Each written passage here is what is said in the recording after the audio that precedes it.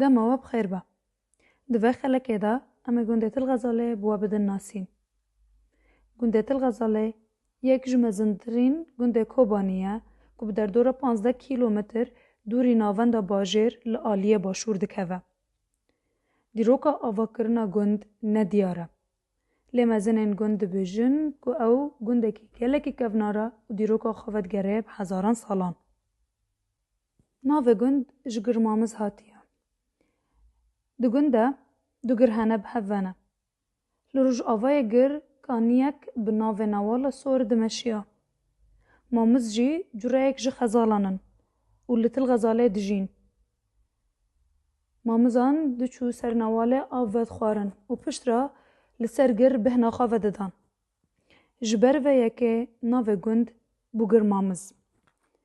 لی پشت را دولت سوری دبلگین فرمیده ناو گند وکه تل غزال و ریستن. و جوه دا میده تا ایرو گنده گرمامز بناوه تل غزال تیناسین. نیزی 500 مال دو گنده هنه. خلکن گند بخواه جو علاقه تکانن. دو آته دو گنده هنه. آته آلمامدان و آته فحان. آته آلمامدان جیه فحان مستره. و کد ناف خدا بخواه دبن دو مالبات مزن. مالبات عچان و مالبات عباسوکان. لهن خلکن گند لباجار مزن وکی حلب شام و رقاجی دجین. باندورا پارتیان لسر خلکه تل غزاله مزنه. جبر و یکه تل غزال بناوه گنده پارتیان کردیین سیاسی تیناسین. ده سال 1957 دا دما کو یکمین پارتیا کردی لروج آوا هات دامزراندن. یکمین کوم لکوبانه لگنده تل غزاله چه بو. دوه دمه دا سیاست مدار نافدار نمر محمد حبش یکو بناو باو عادل دهات ناسین بهن حوالن خورا کومک سیاسی لور آوا کرن کار سیاسی دست بکرن و لگنده در دوره بلاف کرن. خلکه تل غزاله بچاند دنیات خبتن. چاند دنیا گنم، جه، نیسک، کمون و هر وکی دین. لتل غزال بدارو برن خوشی ناف داره.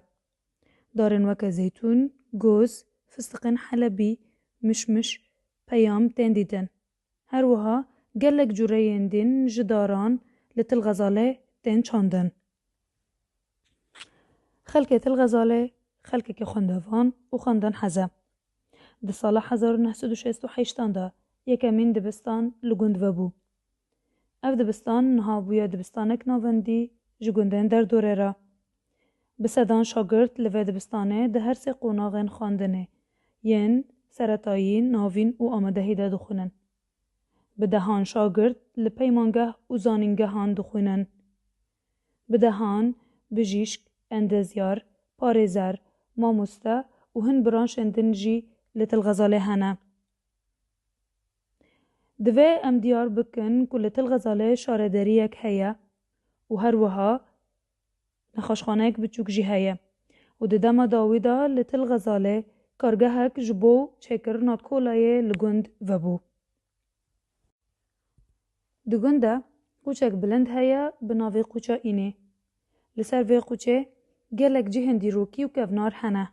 هر وها گلک شکفت جی سر وی قوچه هنه.